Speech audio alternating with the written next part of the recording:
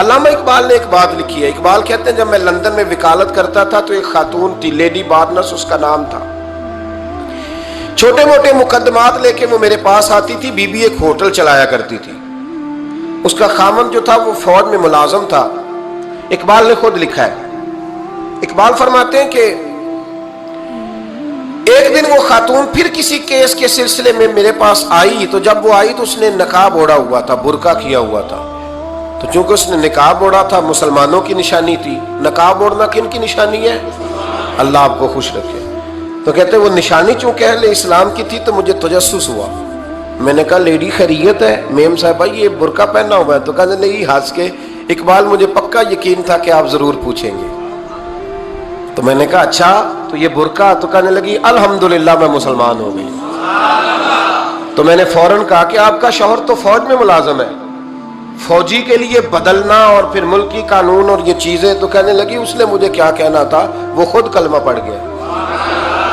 تو کہتی ہیں میں اور متجسس ہوا. وہ کیس کی بات کرتی تو میرا تجسس بڑھ گیا. میں نے کہا تو کیس چھوڑ کے بتا کلمہ کیسے پڑھا. تو کہنے لگی اقبال اصل بات یہ ہے کہ میں نا بے اولاد تھی, خامد بھی بڑے اچھے پیسے کماتا, میں خود بھی ہوٹل چلاتی, پر ڈپریشن اور ٹینشن اور بلا وجہ کی پریشانیاں جان نہیں چھوڑ. یہ ٹینشن اور ڈپریشن کا نا مجھے عربی ترجمہ کوئی نہیں ملا. یہ ڈپریشن اور ٹینشن کا نا میں نے تلاش کیا ہے, لیکن مجھے عربی لغت کے اندر ان کے معنی مجھے لگتا ہے کہ اس زمانے میں یہ چیزیں تھی ہی نہیں. ہوتی تو ان کا کوئی نام بھی, یہ آج ہے نا تو اس لیے آج کے زمانے میں ہی نام ہے مفت کا, مفت کی پریشانی. تو کہتی ہے مجھے ٹینشن اور ڈپریشن رہتی تھی ہر وقت, بڑی میں پریشان رہتی تھی. میرے ساتھ ایک عجیب واقعہ ہوا کہ میرے ہوٹل میں نا ایک بابا جی برتن مانجتے تھے, بوڑھے آدمی تھے, 70 سال کے قریب عمر تھی. ان کا ایک بیٹا تھا, ایک بہو تھی, ایک پوتا تھا, لیکن وہ بیچارے بیٹا بیمار رہتا تھا تو لہٰذا وہ خود مزدوری کرتے. کہتے ہیں ایک دن وہ بابا جی میرے پاس آئے, کہنے لگے میم صاحبہ 2-4 دن کی چھٹی چاہیے. تو میں نے کہا خیریت ہے؟ کہنے لگے میڈم میرا بیٹا فوت ہو گیا. بیٹا, آپ کو پتہ ہے باپ کا جنازہ پڑھنا آسان ہے, بیٹے کا جنازہ اٹھانا بڑا مشکل کام. کہتی ہے میں کچھ لکھ رہی تھی, میرے ہاتھ سے قلم گر گیا. میں نے خود گاڑی بھیجی, بابا جی گاؤں چلے گئے جہاں وہ رہتے تھے. کہتی 2-3 دن کے بعد میں اور میرا شوہر گئے تو رستے میں ہم باتیں کر رہے تھے کہ کیا تعزیت کریں گے. ایک ہی بیٹا تھا, کوئی رشتہ دار بھی نہیں, تو اس کی تو کائنات اجڑ گئی, کن لفظوں سے اسے تعزیت کیا کہیں گے.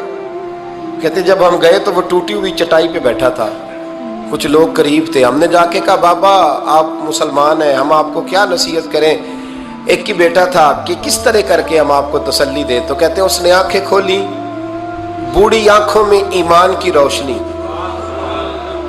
کہنے لگا بی بی کیا تعزیت کی بات کرتی ہو, میں نے کوئی پیسے جمع کرا کے بیٹا لیا تھا, خدا نے فضل سے دیا تھا, عدل سے لے گیا ہے. میں اپنے رب کے فیصلے میں بڑا راضی ہوں, اللہ بڑا کریم ہے, وہ لے گیا, اس کا مال تھا.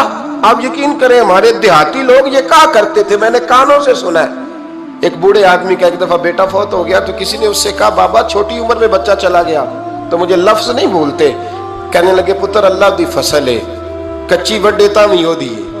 سنے آپ نے بھی کبھی یہ فکرہ, کچی وڈے تے پکی لے گئے تے تامی ہے جو ہو دی. تو جب اس کا جی چاہا وہ لے گیا. اللہ اکبر. وہ خاتون کہتی ہے کہ وہ بابا جی سے میں نے کہا کہ چلو آپ 1 مہینے کی چھٹی کر لے. تو کہنے لگا نہیں میڈم میں مسلمان ہوں, مفت کی روٹی نہیں کھاتا, مزدوری کر کے کھاتا ہوں, میں انشاءاللہ 2-3 دن کے بعد کام پہ آ جاؤں گا. کہتے ہیں وہ چند دنوں کے بعد آ گیا. اللہ کی قدرت کے ابھی 2-3 ماہ گزرے تھے پھر آیا. میڈم چھٹی چاہیے کچھ دنوں کی. میں نے کہا خیریت ہے؟ کہنے لگے وہ میری بہو بھی ہارٹ اٹیک سے فوت ہو گئی. کہتے اب میں بھی تڑپ گئی اور عیسائی ہو کہ میری آنکھوں میں آنسو آ گئے. میں نے کہا گھر کا دروازہ بند ہو گیا, اب یہ بیچارہ کیا کرے گا. وہ اپنے شوہر کے غم میں ہارٹ اٹیک سے فوت ہو گئی. کہتے ہم پھر 2-3 دن کے بعد تعزیت کے لیے گئے, پھر ٹوٹی ہوئی چٹائی, بوڑھا نہ اپنی انگلیوں سے زمین پر کچھ بنا رہا. کہتی قریب گئی اور میں نے جا کے کہا بابا اب تو تسلی آپ نے خود ہی کرنی ہے.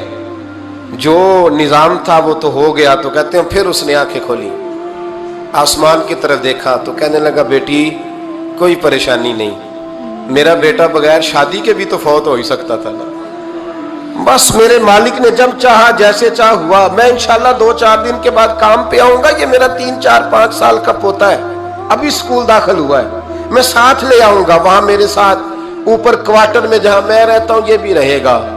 कहती है मैं सख्ते में आ गई उसकी कैफियत देख के, वो पोते को साथ ले आया। कभी कभी मैं देखती छत पे खड़े होके कि दादा घोड़ा बना हुआ है और पोता सवारी कर रहा है। वो सवेरे उठता, उसको स्कूल छोड़ के आता, शाम को लेके आता, प्यार करता, मोहब्बत करता। तीसरी मंजिल पर हमने क्वार्टर दिया हुआ था, वहां दादा पोता रहते। अल्लाह तो बड़ा बेनियाज है। कहती है इकबाल एक दिन ना पोता ऊपर वाली मंजिल पे खेल रहा था, उसका पैर फिसला, वो गर्दन के बल जमीन पे गिरा। मुझे खबर हुई तो मैं दौड़ी, एम्बुलेंस मंगाई। खून से लिथड़े हुए उस बच्चे को दादे ने अपनी गोद में रखा। और जब हम अस्पताल की तरफ गए तो हॉस्पिटल बाद में आया, जनाबे इजराइल पहले आ गए और कहते हैं वो गोद में दम तोड़ गया।